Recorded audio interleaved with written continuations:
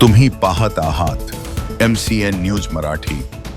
समाजसेवेच्या क्षेत्रात सातत्याने उल्लेखनीय कार्य करणाऱ्या Fatima Shaikh education and welfare society Pimpalgaon Raja यांच्या पुढाकारातून लायन्स क्लब खामगावद्वारे संचालित लायन्स अन्नछत्र या स्थायी प्रकल्पांतर्गत गरजूंसाठी अन्नदानाचा स्तुत्य उपक्रम राबवण्यात आला।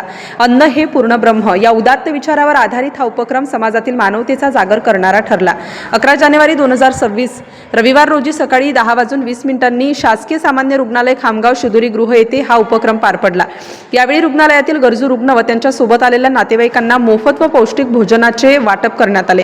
या दिवशीचे अन्नदान Fatima Shaikh education and welfare society Pimpalgaon Raja यांच्या वतीने करण्यात आले। लायन्स क्लब खामगावचा हा उपक्रम यंदा आपल्या 9व्या वर्षात प्रवेश करत असून 195वा दिवस यशस्वीरित्या साजरा करण्यात आला।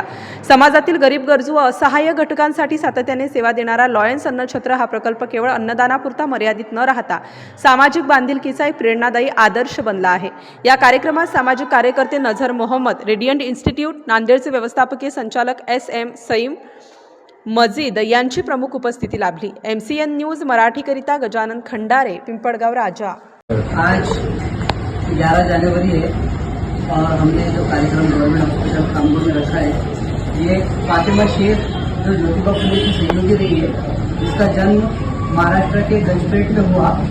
फातिमा शेख और ज्योतिबा फुले ये दोनों ने मिलकर अपना पहला कदम उठाया था कि खवातीन को, औरतों को कैसे तालीम दी जा सकती है या आने वाली पीढ़ी को हम कैसे शिक्षित बना सकते हैं।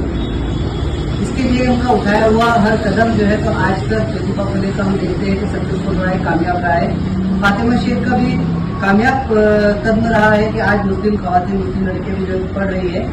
लेकिन अफसोस की बात यह है कि फातिमा शेख को थोड़ा सा दिन पर दिन इतिहास में भुलाया जा रहा है, तो उसकी याद में हमने जो है थोड़ा सा प्रोग्राम करके समाज को मैसेज देने की कोशिश किया है।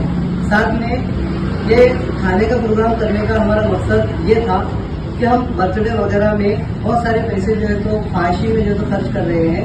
आए दिन हम हमारा रुपया पैसा जो मेहनत से कमाया हुआ है वो दूसरी तरफ खर्च कर रहे हैं। और आज हमने देखा है कि आज हमारे समाज को, हमारे लोगों को हमारे पैसे की कितनी सख्त जरूरत है।